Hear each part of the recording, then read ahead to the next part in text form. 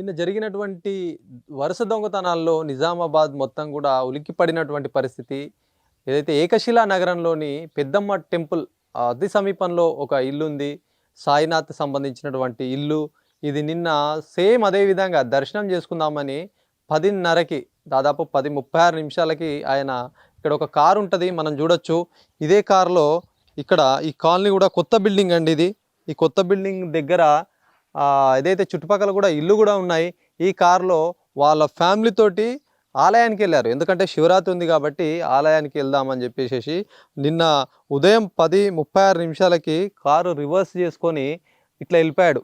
ఆ ముందర ట్రాన్స్ఫార్మర్ నుంచి ఆ దారి ఉంది, ఆ గుండా వెళ్తే ఒక యాక్టివా ఫాలో అవుతున్నారో మరి మాటు వేసాడా, రిక్కి నిర్వహించాడా, ఏం చేశాడో కానీ ఈ కారు ఇట్లా వెళ్ళింది. యాక్టివా ఎవరైతే దొంగతనానికి పాల్పడ్డాడో ఆ దుండగుడు ఆపోజిట్ క్రమం అంటే టర్నింగ్ మధ్యలోనే విజువల్స్లో చూడొచ్చు మనము. రిక్కి నిర్వహిస్తున్నట్టుగా క్లియర్గా అర్థమైంది.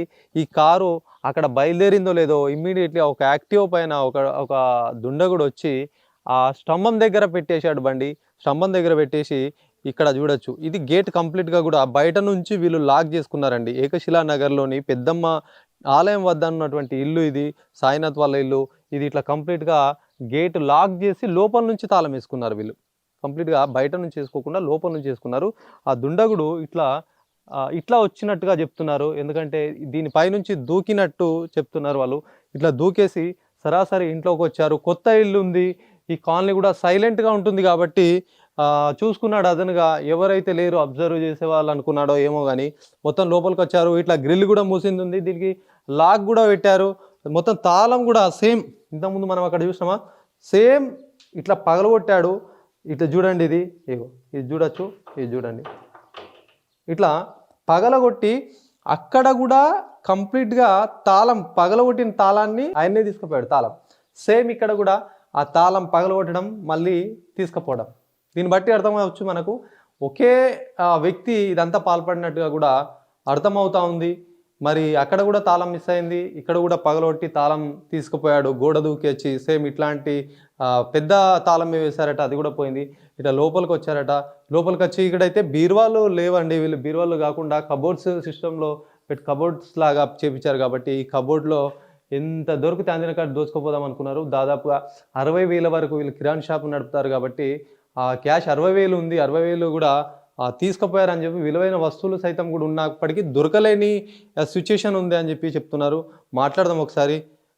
ఏంది అసలు నిన్న మీరు టెంపుల్ వెళ్ళినప్పుడు ఇదంతా జరిగిందా? ఎట్లా జరిగింది అంటారు ఇదంతా? 10:30కి అట్లా వెళ్ళాము అన్నట్టు కంఠేశ్వర గుడికి. వచ్చే టైంలో 12:30కి వచ్చేసరికి ఇదంతా ఏదో జరిగింది అని అనుకున్నారా? అదే జరిగిన సంఘటన అయింది అనుకొని 100 డైల్ చేశాము. పోలీసు వాళ్ళు వచ్చారు, కంప్లైంట్ తీసుకొని న్యాయం చేస్తాను. గేటు లోపల నుంచి తాళం వేశారంటున్నారు. ఎవరైతే ఈ దుండగుడు ఉన్నారో ఎట్లా వచ్చినట్టు మరి?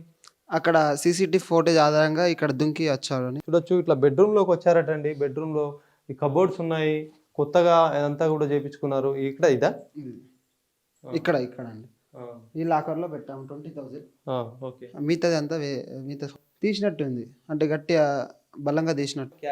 20,000 అసలు రాగానే ఏదో భయం వేసింది. చూసేవారికి సీసీటీవీ ఫోటో చూసేవారికి దొంగ అని చూడొచ్చు. మొత్తానికి వీళ్ళు రీసెంట్గా వచ్చినట్టుగా తెలుస్తూ ఉంది. రీసెంట్గా వచ్చారట. మరి ఇవన్నీ కూడా ఏర్పాట్లు చేసుకున్నారు. ఎంత కూడా అంటే బీరువాలు మెయింటైన్ చేయకుండా కూడా ఇంటీరియల్గా మొత్తం లోపల కబోర్డ్ సిస్టమ్ మెయింటైన్ చేసినట్టుగా పెట్టారు. మరి ఇది సడన్గా కూడా ఎక్కడ దొరుకుతుంది, ఎక్కడెక్కడ ఉంటాయని అబ్జర్వ్ చేసినటువంటి ఎవరైతే దుండగుడు ఉన్నాడో మొత్తం చూడొచ్చు. మొత్తం ఎక్కడెక్కడ కూడా ఈ బెడ్ని లేపి దీని కింద అమౌంట్ ఉండేనట. ఈ అమౌంట్ అంతా కూడా తీసేసుకున్నాడు. ఉన్న బట్టలు కానీ అవన్నీ కూడా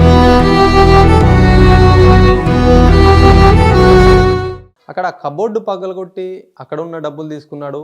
బెడ్ కింద మళ్ళీ 40,000 ఉండే అది తీసుకున్నాడు. మళ్ళీ ప్రయత్నించాడు, ఎక్కడేం దొరుకుతుందని చూసుకున్నాడు. ఇది పూజ గది అండి. పూజ గది కూడా వచ్చాడట. పూజ గదికి లోపల అంటే గొల్లెం పెట్టారా తాళం? పూజ గదికి సంబంధించి గొల్లెం ఉంటే గొల్లెం చూశాడు. ఏముందా అని చూశాడు. మరి లోపలికి వెళ్ళినట్టుగా కూడా చెప్తున్నారు. అక్కడ వెండికి సంబంధించినటువంటి దేవునికి సంబంధించినటువంటి కొన్ని వస్తువులు ఉన్నాయి.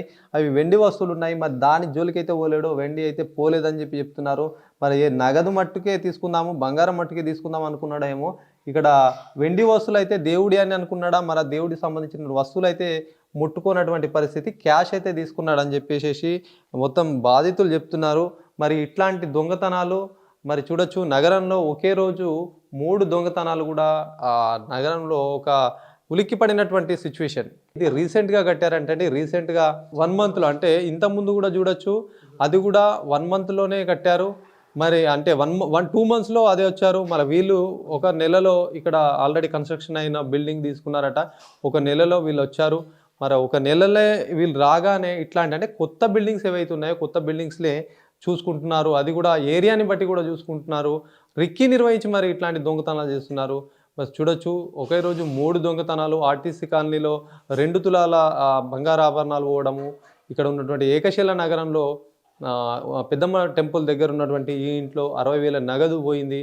మరి అక్కడ గూపన్పల్లికి సంబంధించినటువంటి ఆ ఇంట్లో 27 తులాల బంగారు ఆభరణాలు, దాదాపు 3 లక్షల వరకు అమౌంట్ పోయాయి. ఒకే రోజు ఇదంతా జరగడము. శివరాత్రి చూసుకొని మధ్యాహ్నం సమయంలో గుడిలలోకి వెళ్తారు అని చెప్పేసి ఉదయం నుంచి స్టార్ట్ చేసి మధ్యాహ్నం 2-3 గంటలకు ఫినిష్ చేసుకున్నట్టుగా కూడా తెలుస్తూ ఉంది. అందరూ కూడా మధ్యాహ్నం సమయంలో ఇంటికి వచ్చేసరికంటే ఆ పని అంతా కూడా తతంగం అంతా ఎక్కడిదక్కడ చేసేసుకొని వెళ్ళిపోయినట్టుగా. ఇదంతా కూడా ఒక సీసీ ఫుటేజ్లో చూస్తే ఒక వ్యక్తి ఆ బ్లూ సంబంధించినటువంటి స్కూటీ అని చెప్పి చెప్తున్నారు. మరి పోలీసులు కూడా సంబంధించిన క్లూస్ టీమ్స్ వచ్చి ఇంట్లోకి వచ్చి సంబంధించినటువంటి సమాచారం వివరాలు తీసుకొని ఇన్వెస్టిగేషన్ చేస్తున్నటువంటి పరిస్థితి.